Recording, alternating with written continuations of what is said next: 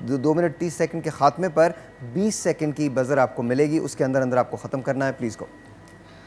صدر وقار, جب میں ایک چھوٹا بچہ تھا مجھ سے پوچھا جاتا تھا کہ آپ بڑے ہو کر کیا بنیں گے, تو میرا ایک ہی جواب ہوتا تھا, میں بڑا ہو کر شوہر بنوں گا.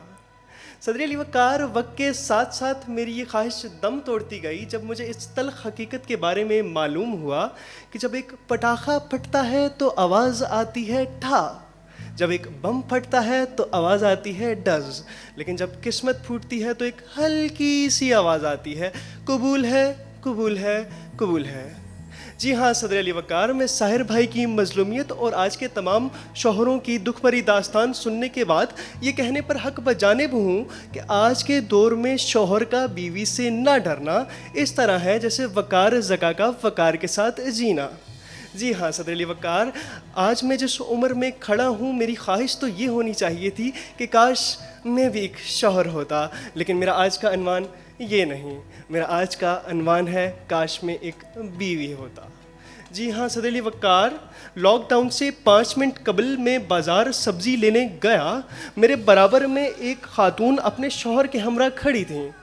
بڑی ہی معصومیت سے سوال کرتی ہیں, اجی سنتے ہو کیا میں یہ مٹر لے لوں؟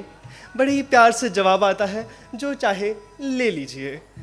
صدر علی وقار, یہ منظر اس قدر حسین تھا کہ میں نے شادی کے بعد ہونے والے بچوں کے نام تک سوچ لیے تھے, لیکن اگلے ہی لمحے ایک اور آواز آتی ہے, 1 کلو لوں یا 2 کلو؟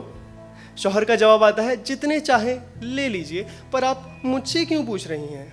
بڑی ہی معصومیت سے بیوی کا جواب آتا ہے, اجی چھیلنے تو آپ ہی کو ہیں. جی ہاں صدر علی وقار, میں نے کاش میں بیوی ہوتا کی خواہش کرتے ساحر بھائی کو بھی سنا اور دیکھا. کیا کہتے ہیں ساحر بھائی, بتا دوں اپنے ہی لوگ ہیں. ہوا کچھ یوں قرنطینہ کے اس زمانے میں ساحر بھائی باربر شاپ پر گئے ہیئر کٹ کروانے. ہوا کچھ یوں, باربر نے ساحر بھائی سے پوچھا, جی سر کیسے بال کاٹوں, کتنے چھوٹے کروں؟ ساحر بھائی نے مظلومیت سے کہا, بس اتنے چھوٹے کر دو کہ میری بیگم کے ہاتھ میں نہ آئے. جی ہاں صدر علی وقار, کاش میں بھی ایک بیوی ہوتا تو اپنے 8ویں بچے کی پیدائش پر محلے کی عورتوں سے یہ گلہ کرتا نظر آتا کہ مجھے تو میرے شوہر کا پیار ہی نہیں ملا. جی ہاں صدر علی وقار, میں نے کاش میں بیوی ہوتا کی فرمائش کرتا, خواہش رکھتا.